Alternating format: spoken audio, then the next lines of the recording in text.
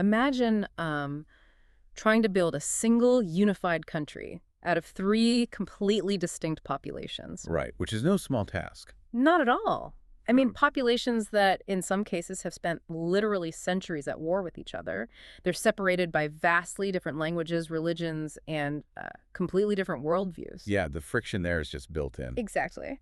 And then, just for an added challenge, you have to spread this incredibly fragile political experiment across one of the largest, most unforgiving land masses on the planet. Right. I mean, by all conventional logic, a project like that should just collapse. It should fracture into a dozen smaller competing states. Oh, absolutely. It completely defies the standard historical blueprint for how a nation is supposed to be built. Most countries emerge from a relatively homogeneous group of people who share a single dominant culture. They draw a border, and the nation is born. But when you look at Canada, you realize the blueprint isn't just a single rigid document. It's much more like a living strand of DNA. Oh, I like that analogy. Yeah, it's this highly complex, constantly evolving genetic code made up of wildly different elements that somehow, fused together to create one functional organism. So, welcome to today's deep dive. Glad to be here. Our mission today for you, the listener, is to explore the fundamental DNA of Canadian identity. And to do that, we are looking at notes extracted directly from the official Citizenship Study Guide, specifically pages 10 to 13 of Discover Canada. Which is an incredibly revealing document. I mean, whether you are prepping for a citizenship exam or moving across the border or if you're simply fascinated by the mechanics of how modern states actually hold themselves together, you really have to understand this foundation. Right. The guide explicitly points to three distinct founding peoples who laid the groundwork for the modern diversity we know today. So, okay, let's unpack this. Because before we can even look at the Canada scene on modern maps, we absolutely must start with the original base genome. The foundation. Exactly. We're talking about the Aboriginal peoples, the original stewards of the land who were operating complex societies thousands of years before European ships ever appeared on the horizon. And the guide is very careful to use the umbrella term, Aboriginal peoples, to establish their profound, deep-rooted historical connection to the land, to the creator, to nature, and to their communities. Right. But what's really vital to understand is that they didn't just exist passively on the continent. Their entire ways of life, their governance, and their economies were specifically and brilliantly adapted to vastly different ecological zones. Yeah, I think it's crucial for you, the listener, to realize that this umbrella term isn't describing a monolith at all. It's an incredibly diverse ecosystem of distinct cultures. Very much so. The study guide officially breaks this down into three recognized groups: the First Nations, the Inuit, and the Métis. And the contrast between their lived realities is just staggering. It really is. Take the First Nations, for example. The guide uses this term for original peoples who are neither Inuit nor Métis. And today, their living situations are incredibly varied. While some live on reserves, a massive portion live off reserve, actively navigating and shaping major metropolitan cities. Right, and you contrast that modern urban-dwelling First Nation citizen with the Inuit, and you are looking at an entirely different set of survival mechanics, completely different cultural adaptations. Oh, absolutely. The Inuit live primarily in small, dispersed Arctic communities. According to the source material, their deep generational knowledge of the land, the sea ice, and the wildlife allowed them to master one of the absolute harshest environments on planet Earth. Which is incredible to think about. It is. We aren't just talking about dealing with some cold weather here. We are talking about engineering a society that thrives in extreme isolation and sub-zero temperatures where agriculture is literally impossible. Yeah, it's a massive leap, going from a bustling urban center in the south to the extreme Arctic tundra. But then we have the third group, and this is where that genetic metaphor really starts to materialize. What's fascinating here is the Métis. The guide defines them as a distinct people of mixed Aboriginal and European heritage, specifically French and English. Right. And many of them are concentrated in the prairie provinces. They are not just some historical footnote. They are quite literally a living, breathing bridge between the original world of the continent and the arriving European one. And it isn't just about ancestry either, right? It's about the creation of something entirely new. Yes, exactly. The guide highlights that the Métis have their own distinct dialect called Michif. I was actually looking into the mechanics of this, and it's not just French words spoken with an accent or, indigenous words peppered into English. No, it's much more complex than that. Right. Michif often combines French nouns with Cree verbs. It takes the grammatical structure of two completely different language families and fuses them into a functional working language. Which is just a perfect linguistic embodiment of that cultural blending.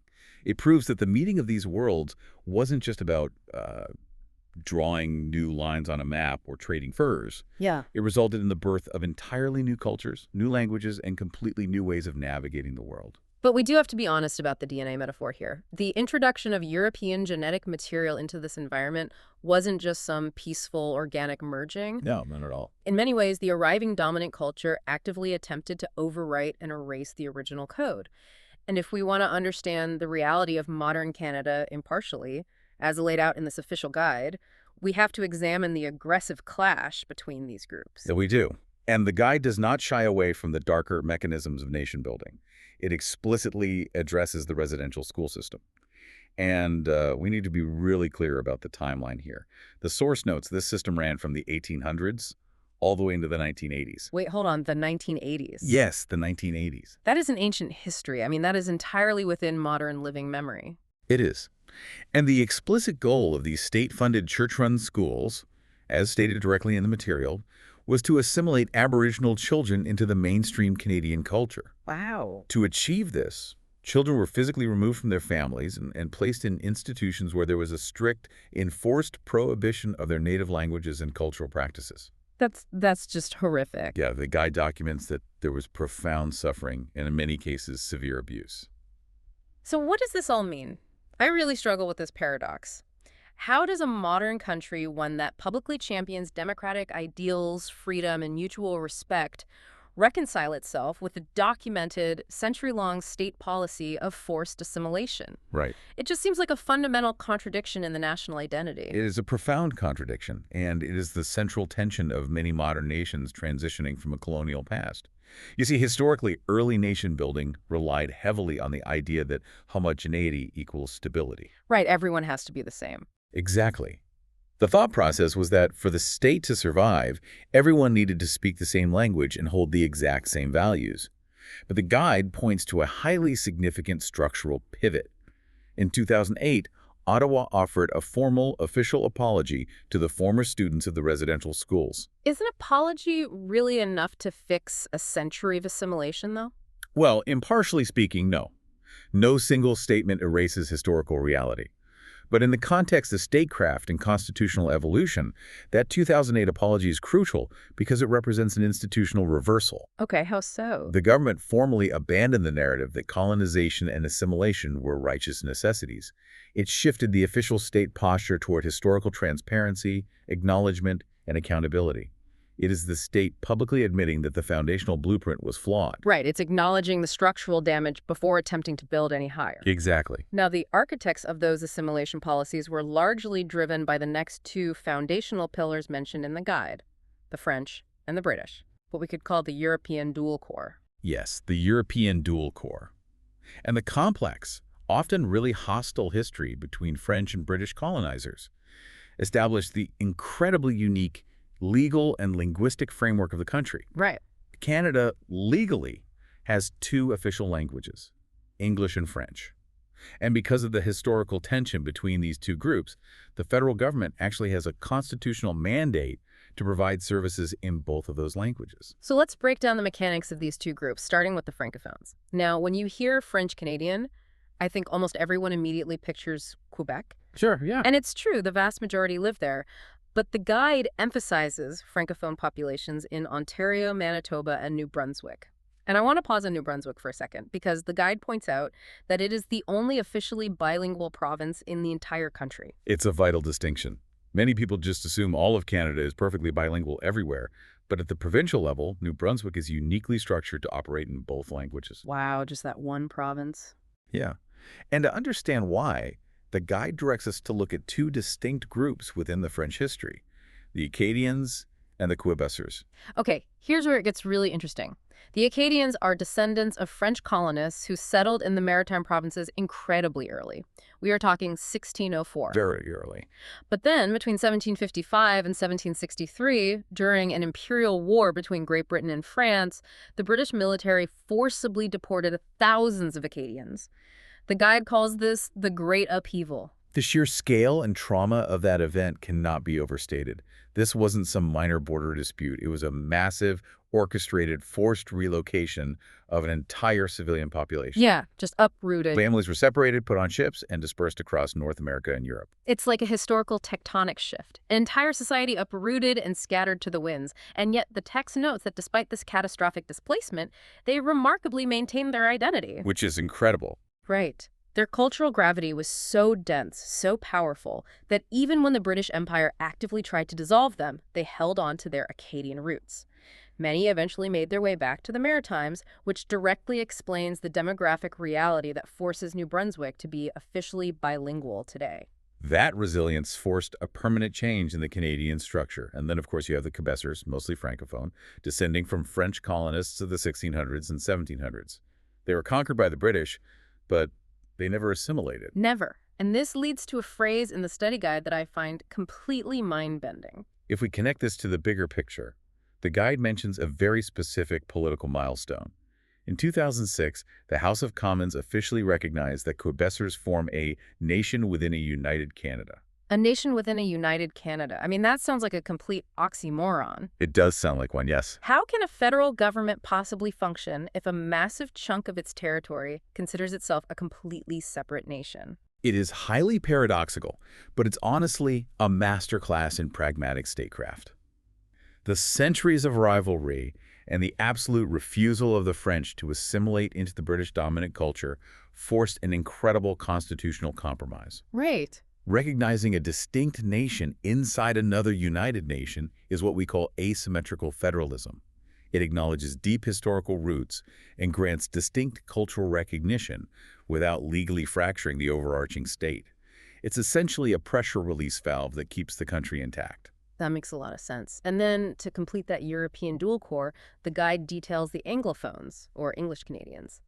Their presence was formed by settlers not just from England, but, Welsh, Scottish, and Irish colonists who brought their own institutions, common law, and parliamentary democracy. So if we look at the blueprint, those are your three foundational pillars according to the Citizenship Guide. You have the Aboriginal peoples, the French, and the British. But the Canada of today isn't just a three-pillar structure. No, not at all. It is globally famous for being a land of immigrants. So the critical question becomes, how did a country that was rigidly built by three very specific, historically combative groups make room for millions of newcomers from completely different parts of the globe? Well, the mechanics of that transition are deeply tied to the British-French compromise we just discussed. Oh, really? Yeah, because the British and French had already established a legal framework that allowed for multiple distinct cultures to coexist without one fully consuming the other. Ah, I see. The architecture was already in place to accept new variations. The guide is very clear that these millions of newcomers actively helped build and defend the Canadian way of life. Yeah, the ethnic diversity listed in the text is massive. It highlights English, French, Scottish, Irish, German, Italian, Chinese, Aboriginal, Ukrainian, Dutch, South Asian, and Scandinavian peoples. It's a huge list. It is, and it specifically points to a significant increase in immigration from Asian countries since the 1970s. And the religious landscape experienced a similar explosion of diversity. The historical Christian majority, which was primarily Catholic from the French and Irish, followed by Protestant denominations, now sits directly alongside rapidly growing communities. Right. Communities of Muslims, Jews, Hindus, Sikhs, and an increasing number of people who identify with no religion at all.